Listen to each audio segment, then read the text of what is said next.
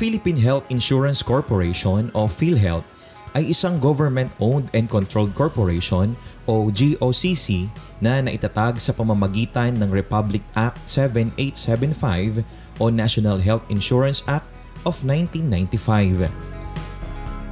Layunin nito na makapagpatupad ng universal health insurance coverage para sa mga Filipino na magagamit sa panahon ng medical emergencies. Ang mga miyembro ng PhilHealth ay nahahati sa pagiging direct at indirect contributors. Sa ilalim ng direct contributors ay ang formal economy members o ang mga empleyado ng gobyerno o private sectors na nagbabayad ng regular na PhilHealth contributions buwan-buwan.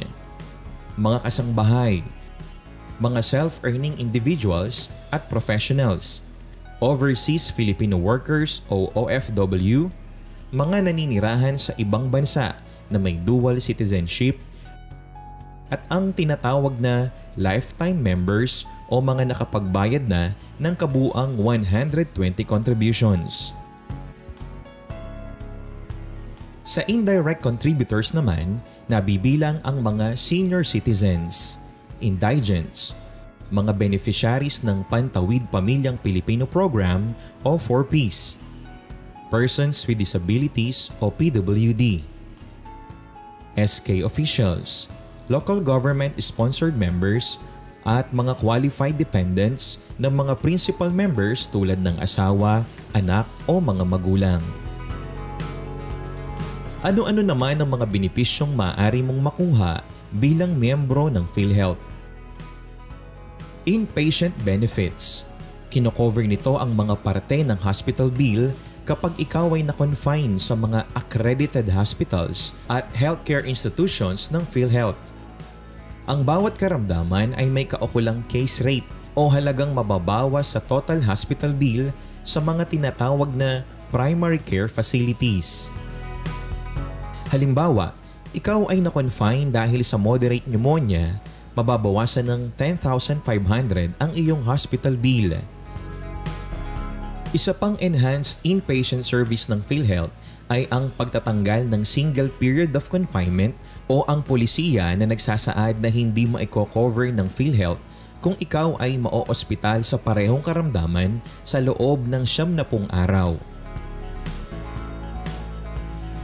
Ang outpatient benefits package naman ay ang assistance na ibinibigay ng PhilHealth para sa procedure na hindi kinakailangan ng hospital admission. Kabilang dito ang 156 sessions ng hemodialysis bawat taon, 1-day surgical procedure, radiotherapy at outpatient blood transfusion. Sa pagpasok ng taong 2025, nagpatupad ng mga karagdagang benepisyo ang PhilHealth na nasa ilalim ng inpatient at outpatient benefit package nito. 50% increase sa nasa 9,000 case rate packages ng PhilHealth ang ma-enjoy ng mga miyembro nito.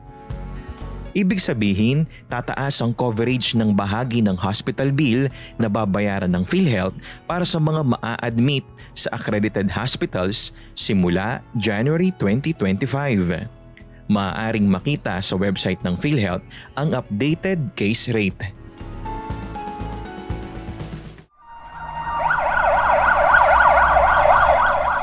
Maaari na ring makapag-avail ng emergency care outpatient services ang mga miyembro ng PhilHealth.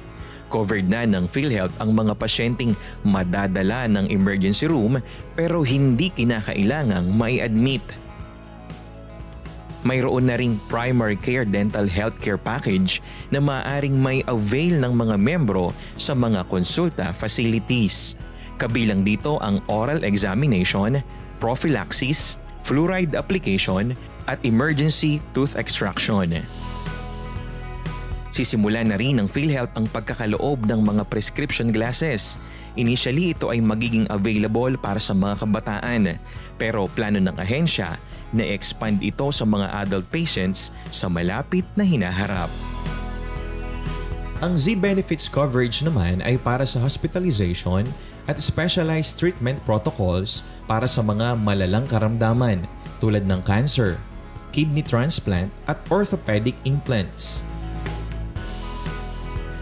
Ang SDG-related benefits naman ay tulong para sa mga miyembro na na-diagnose o kasalukuyang nagpapagamot sa mga sakit na malaria, HIV/AIDS, animal bites at voluntary contraception procedures.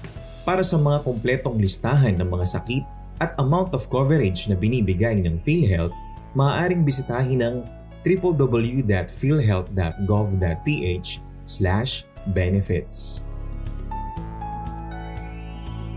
May serbisyo ring pinagkakaloob ang PhilHealth para sa mga buntis, kabilang ang antenatal care package para sa prenatal check-up, laboratory tests at ultrasound, normal spontaneous delivery package para sa low-risk vaginal o normal deliveries, kabilang dito ang postnatal check-ups, cesarean, breech extraction, complicated vaginal birth at iba pa. Kabilang din sa maternity benefit package ang newborn care package na nagko-cover naman sa newborn screening, hearing test at iba pang essential newborn care. Gayunpaman, ang benefit package na ito ay maaari lamang ma-avail sa unang 4 na panganganak.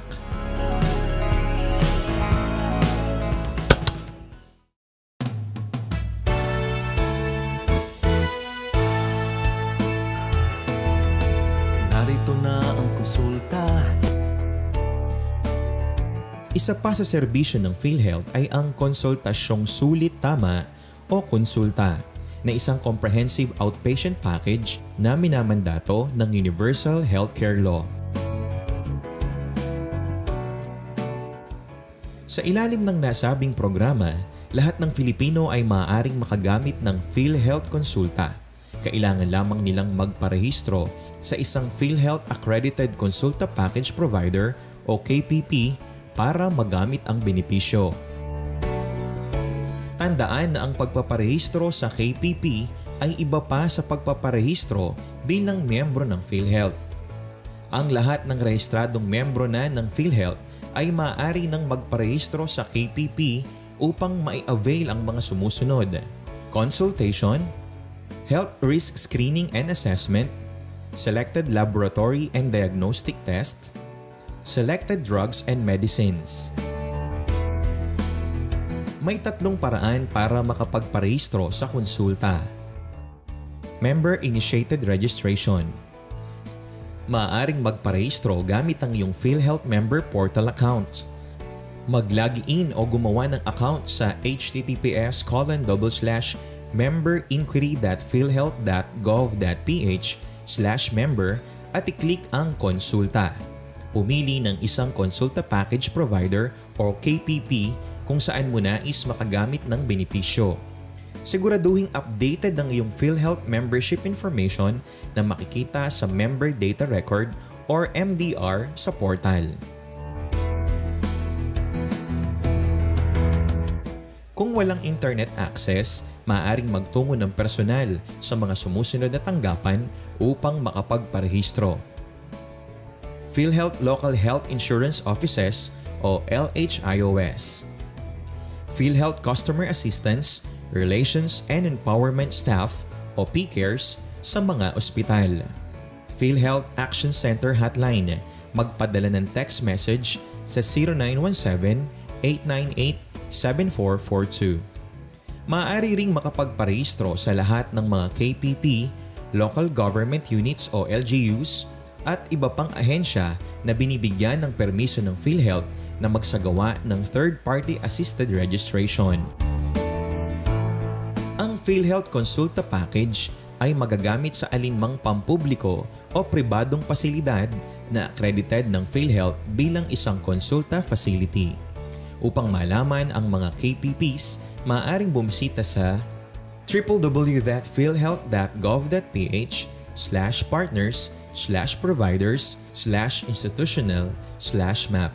Mas madali na rin ang paghahanap ng impormasyon at pagpoproseso ng claims dahil maaari na itong gawin online. www.philhealth.gov.ph/services.